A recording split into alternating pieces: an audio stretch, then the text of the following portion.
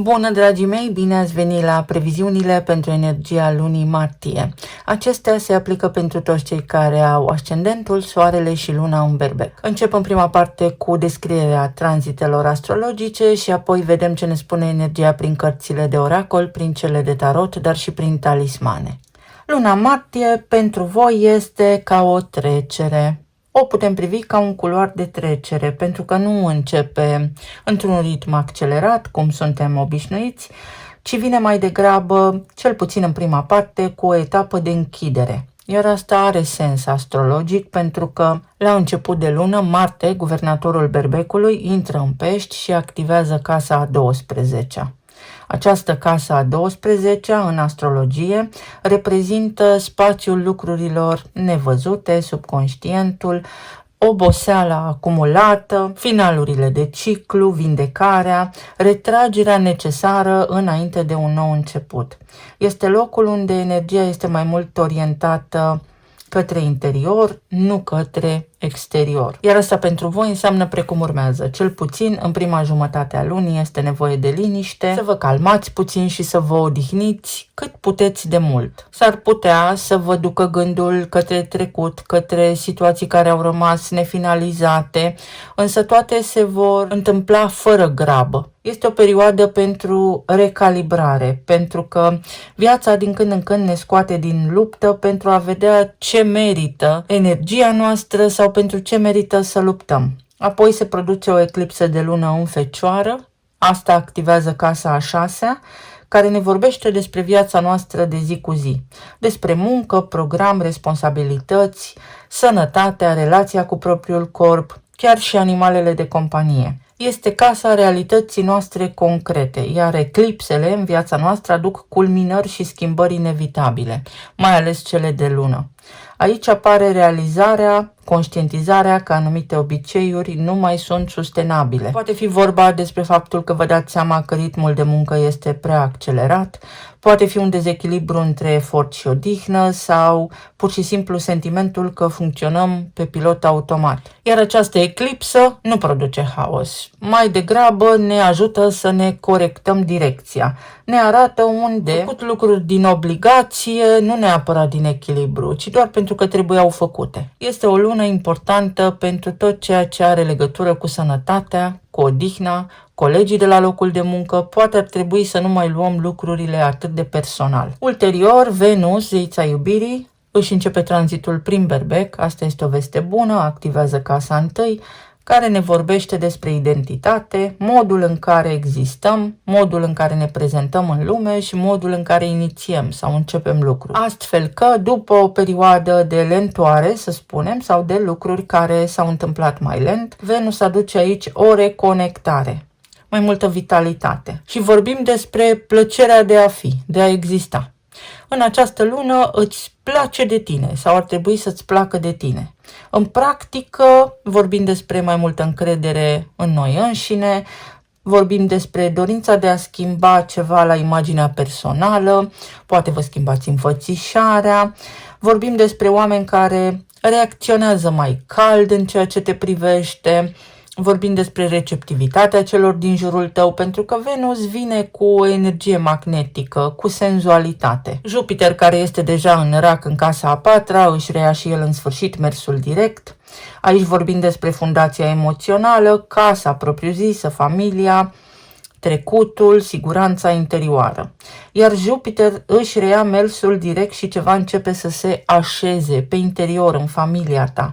Problemele emoționale sau familiale care păreau suspendate sau care păreau de nerezolvat încep să-și găsească soluții. Mulți dintre voi puteți simți dorința de stabilitate, nevoia de spațiu personal, să fiți lăsați în pace, poate să vă odihniți sau să vă gândiți la ce vă place. Pot apărea decizii legate de locuință, de familie. Este o creștere tăcută, este ceva ce crește și crește frumos, ca și când îți reconstruiești baza pe care vei clădi în următorii ani. Este un eveniment extrem de important din punct de vedere astrologic pentru voi, pentru că vine ca un fel de a doua șansă. Hai să văd ce pot să fac, hai să văd ce pot îmbunătăți în legătură cu familia, în legătură cu casa, sau vă pot apărea idei noi despre relocare, despre schimbare de locuință. Apoi avem luna nouă din Pești, iar asta activează din nou casa a 12-a, o lună nouă vine cu noi începuturi, dar acum vorbim despre un început în ceea ce te privește pe tine, în interior. Pentru că, așa cum am spus, această casă nu creează evenimente vizibile deodată, ci aduce mai degrabă conștientizare. Cum să lași în urmă o veche versiune de-a ta? Cum să te eliberezi de tipare care te incomodează? Și este o perioadă foarte bună pentru odihnă, pentru introspecție sau pentru a te liniști în legătură cu anumite conflicte interioare pe care le aveai, măcar să le înțelegi. Ceva iese la suprafață pentru că cere vindecare, cere atenția ta. Dar asta este extrem de bine pentru că martie este o lună destul de liniștită și ai spațiu, ai timp, în primul rând ai timp pentru tine și pentru cei dragi. Apoi soarele intră în berbec, se schimbă complet energia și registrul. Activează casa întâi și aici începe în sfârșit primăvara voastră. Energia își revine treptat, claritatea crește și începi să simți din nou că trăiești, începi să vezi lucrurile mai clar, îți revine pofta de viață, bucuria vieții și dorința de a face lucruri noi. Mercur își reia mersul direct în Pești, după o perioadă de retrogradare, tot pe casa a 12-a. Tocmai de aceea, odihna este foarte importantă în această lună. Și dacă ai avut confuzii mentale în ultimele săptămâni, acum mintea ți se limpezește. Înțelegi de ce anumite lucruri au trebuit să încetinească sau de ce s-a întâmplat așa. Iar toate aceste lucruri îți aduc o gură de aer proaspăt. Este ca și când scapi de niște greutăți pe care le purtai după tine fără să știi de ce. Avem apoi un eveniment extrem de benefic care se produce, marchează pentru noi toți ceva anume în funcție de casele pe care le atinge și anume întâlnirea dintre Saturn din Berbec, care la voi este pe casa 1, și Pluton din Vărsător, care la voi este pe casa 11-a. Pe casa 1 vorbim despre identitate personală, iar pe casa 11-a despre viitor, prietenii, direcția socială și planurile pe termen lung. Iar acest aspect spune în această perioadă ceva foarte matur. Schimbarea ta personală începe să se alinieze cu oamenii și cu proiectele potrivite. Drept urmare, fiți foarte atenți lângă cine sunteți sau la ce lucrați, pentru că asta spune multe despre voi și acum puteți schimba acele lucruri.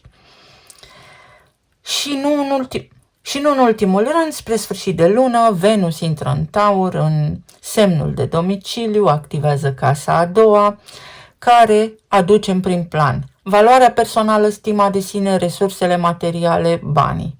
După toate ajustările interioare, după ce v-ați odihnit, după ce ați înțeles ce vreți să faceți sau ce vreți să nu mai faceți, apare nevoia de stabilitate concretă. Aici vorbim despre bani, siguranță, lucruri care durează, corpul fizic, ce mâncăm. Este un fel de final logic al acestei luni, pentru că întâi înțelegeți cine sunteți și apoi înțelegeți ce vreți să aveți.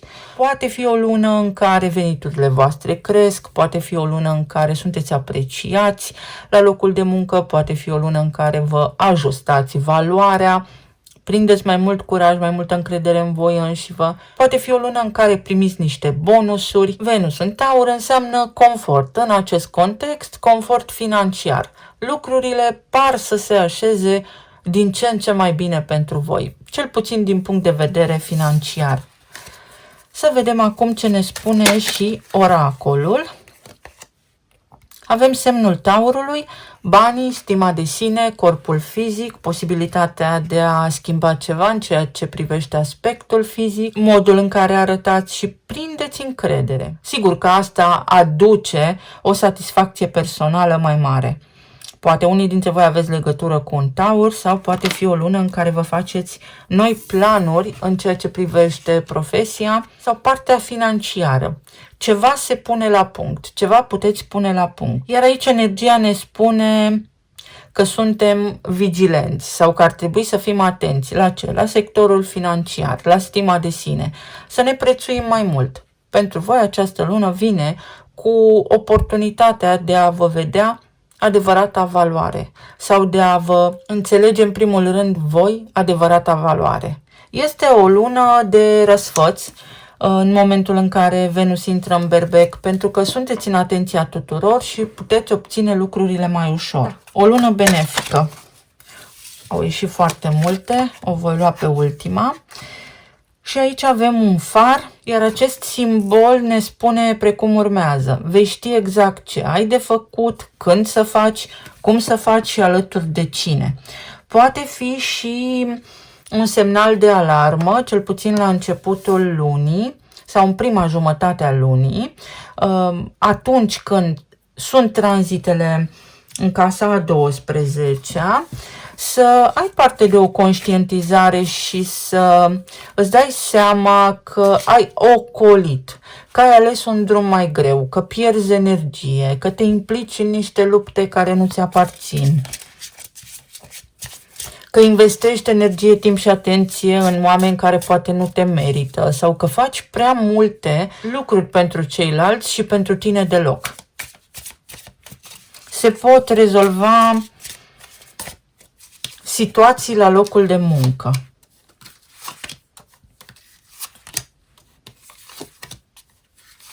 Este și o lună care cere tact și diplomație. Să nu acționați pripit sau impulsiv, ci mai degrabă să vă gândiți bine înainte de a lua decizii. Pe zona de relații, este o lună în care veți fi cel mai probabil concentrați în funcție de hărțile voastre natale pe zona de familie și pe viitorul vostru din punct de vedere financiar. Aici par să fie niște discuții extrem de serioase, de raționale cu partenerii voștri de viață în ceea ce privește viitorul. Viitorul devine important în această lună pentru că ceva devine relevant în viața voastră. Ori știți ce vreți să faceți, ori în sfârșit aflați niște informații care vă ajută să vă croiți un nou viitor sau să navigați mai ușor prin ceea ce aveți de făcut, prin planurile pe care deja vi le-ați făcut. Pentru alții dintre voi pare să fie o lună în care puteți cunoaște pe cineva, dar este decizia voastră. Aici totul depinde de voi. Cum, când și dacă intrați într-un parteneriat nou sau nu. Iar pentru alții dintre voi pare să fie o lună în care conștientizați dacă sunteți acizi în comunicare cu partenerii voștri de viață, dacă cineva nu a vorbit cu voi, acum poate vorbi, dacă nu ajungeați la aceeași concluzie cu cineva, acum puteți ajunge. Este o lună în care vă puteți vedea și pe voi înșivă. Cineva devine mai tolerant. O lună cu multă înțelegere și cu multă toleranță pe zona de relații, iar asta va aduce extrem de multă stabilitate emoțională. Pe zona de afaceri poate fi un acord care în sfârșit se semnează, pot fi idei noi, poate fi o facilitare, ceva devine mai ușor. Ceva devine mai ușor în toate relațiile pe care le aveți pentru că sunteți un om de bază. Oamenii știu că se pot baza pe voi, dar acum practic învățați să filtrați timpul pe care îl alocați celor din jurul vostru. Veți ști cui și cât timp să acordați. Și faetonul. O lună de progres. Pentru aceia dintre voi care aveți relații stabile, lucrurile vor merge din ce în ce mai bine sau pot merge, pot evolua frumos. În familia voastră, decizii extrem de importante și în ceea ce privește partea financiară, și în ceea ce privește economiile, și în ceea ce privește posibilitatea sau modul în care puteți rezolva anumite aspecte care poate au fost tensionate până acum, posibilitatea de a întâlni pe cineva sau posibilitatea de a sta față în față cu cineva. Se produce un eveniment care apropie oamenii. În cazul vostru, la nivel financiar, totul este extrem de bun. Este o lună în care să vă faceți planuri sau să vă treziți puțin la realitate, pentru că puteți face extrem de multe lucruri. Nu vă mai micșorați în fața celorlalți sau nu mai intrați în mentalitatea de victimă. Dacă în prima jumătate a lunii vă simțiți obosiți, nu prea știți către ce vă îndreptați, din a doua jumătate a acestei luni lucrurile vor deveni mai clare și veți prinde curaj. Practic, energia acestei luni vă spune în felul următor: sunt magician. Se rezolvă aspectele financiare, veți avea o autoritate, ori un drept de semnătură, ori intrați în posesia anumitor bunuri, ori pur și simplu aveți parte de laude, de recunoaștere la locul de muncă, puteți cere o mărire de salariu, puteți negocia un salariu, poate fi vorba despre un interviu, poate fi vorba despre o selecție, poate fi un eveniment extrem de bun, ceva ce ați așteptat, niște lucruri pentru care ați lucrat, acum să aducă rezultatele dorite. Ce aduce soarele aici? Pajul de bâte, începuturi. Dacă până acum v-ați tot gândit la ce anume să faceți, în această lună puteți beneficia de inspirație, pentru că aveți tranzite în casa a 12-a, care este în strânsă legătură cu câmpul de informații, cu câmpul de energie. Inspirație. Inspirație să vă croiți voi stabilitatea de care aveți nevoie. Iar la nivel emoțional, uite, aici avem regele de monede, aici am avut regina de monede. Este o lună în care lăsați deoparte luptele. Se depun armele pentru că toată lumea vrea să fie bine. Pentru voi, această lună aduce satisfacție personală, aduce din perspectivă financiară lejeritate. Este și o lună în care vă sărbătoriți foarte mulți dintre voi ziua de naștere. Este o lună în care puteți turna acea fundație solidă pentru un viitor mai bun. Se deschid drumurile pentru voi. Din punct de vedere financiar, atenție la dantură, atenție la stomac, la ce mâncați, cum mâncați. Aveți nevoie de un program. Program de mese regulate. Am văzut acolo un cavaler de bâte. Asta înseamnă, pentru că era în poziție întoarsă, că nu este bine să grăbiți nimic. Lucrurile vin către voi cu cât sunteți mai liniștiți. Pentru alții dintre voi, pe zona de relație, aici se face lumină. Și voi și cineva anume vă doriți același lucru și împreună sunteți o forță. Reușiți. Reușiți să stați de vorbă cu cineva, reușiți să iertați pe cineva. Este o lună în care sunteți actorul principal în film. Și 3 de bâte. Planificați, pentru că lucruri bune se întâmplă, ceea ce vă doriți, obiectivele voastre, lucrurile către care vă uitați, ținta voastră este posibilă. O lună cu extrem de multe posibilități în care indicat ar fi să vă simțiți confortabil să fiți voi. Poate fi și o dorință care vi se îndeplinește, poate fi și vizibilitate extrem de multă în cazul în care sunteți persoane publice. Poate fi vorba și despre faptul că în sfârșit acum ieșiți din casă, vă simțiți mai bine, dacă ați avut provocări medicale, lucrurile încep să se miște în direcția potrivită pentru voi și să ajungeți acolo unde chiar vă doriți. Ceva din interiorul vostru, gândurile acelea pe care le-ați avut, acea dorință mare devine posibilă. Să vedem și talismanele. Chiar o lună bună.